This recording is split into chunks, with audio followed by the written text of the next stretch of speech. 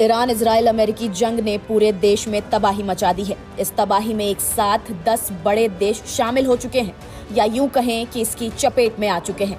दरअसल अमेरिका और इजराइल की कार्रवाई के बाद अब ईरान ने बड़े पैमाने पर जवाबी हमला किया है। ताज़ा जानकारी के मुताबिक ईरान ने बैलिस्टिक मिसाइलों से एक साथ 8 देशों में स्थित ठिकानों को निशाना बनाया है। मध्य पूर्व में हालात तेजी से बिगड़ रहे हैं। ईरान के जवाबी हमले से एक साथ 8 देशों में धमाके गूंजे हैं। इसके जवाब में ईरान ने भी इजराइल पर जवाबी हमले शुरू कर दिए हैं। मीडिया रिपोर्ट के मुताबिक ईरान ने पलटवार करते हुए करीब 400 मिसाइलें दागी हैं। सबसे पहले किन देशों को बनाया गया है निशाना, वो देखिए।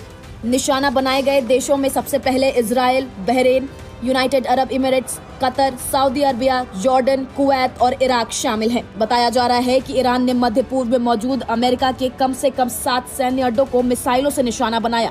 अगर इजराइल को भी जोड़ ले तो ये 8 देशों पर एक साथ किया गया जवाबी हमला माना जा रहा है। वहीं आपको बता दें कि ईरान के हमले से पहले इन हमलों में दक्षिणी ईरान में 40 छात्राओं की मौत हो गई, जबकि 45 घायल हैं।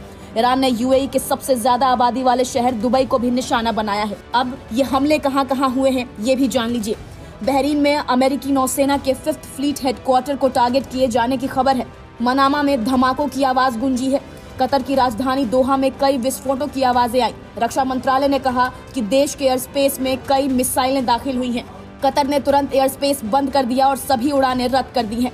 कतर एयरवेज ने दोहा आने जाने वाली उड़ानों पर अस्थायी रोक की पुष्टि की है। यूएई में अल धफरा एयरवेज को निशाना बनाया गया। अबू धाबी और दुबई में धमाकों की खबर है। कुवैत में अल सलेम एयरबेस के पास सायरन और धमाकों की आवाजें सुनी गई। सऊदी अरब और जॉर्डन में भी अमेरिकी ठिकानों को निशाना बनाए जाने का दावा किया गया है। इराक में बगदाद के दक्षिण जुफ अल सखर इलाके में एयर स्ट्राइक के बाद कम से कम 2 लड़ाकों की मौत और 3 के घायल होने की खबर है। बहरीन ने इसे अपनी संप्रभुता का उल्लंघन बताया और इमरजेंसी उपाय लागू करने की बात कही है। यूएई ने भी संकेत दिया है कि वो इन हमलों का जवाब देगा।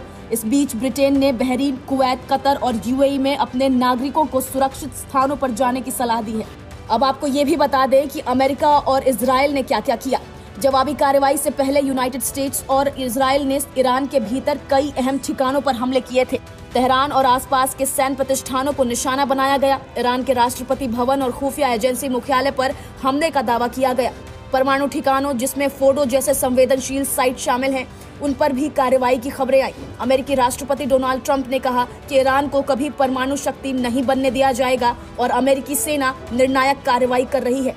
इजराइल ने दावा किया कि ये हमले ईरान की मिसाइल और परमाणु क्षमता को कमजोर करने के लिए थे। अब आपको ये भी बता दें कि कतर में मोबाइल फोन पर वार्निंग अलर्ट बज गए हैं, जिसमें लोगों से सुरक्षित जगहों पर पनाह लेने की अपील की गई। कतर में एयर स्पेस को बंद कर दिया गया है और सभी फ्लाइट को रद्द कर दिया गया है।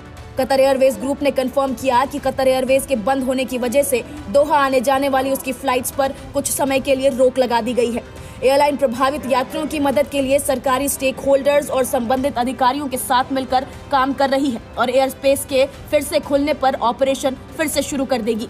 ईरान की इस जवाबी कार्रवाई ने पूरे क्षेत्र को युद्ध जैसे हालात में लाकर खड़ा किया है। कई देशों ने एयर स्पेस बंद कर दिए हैं, फ्लाइट्स रद्द हो रही हैं और सैन्य सतर्कता बढ़ा दी गई है। विशेषज्ञों का मानना है कि अगर ये टकराव यही नहीं थमा तो ये क्षेत्रीय युद्ध से आगे बढ़कर वैश्विक संकट का रूप ले सकता है।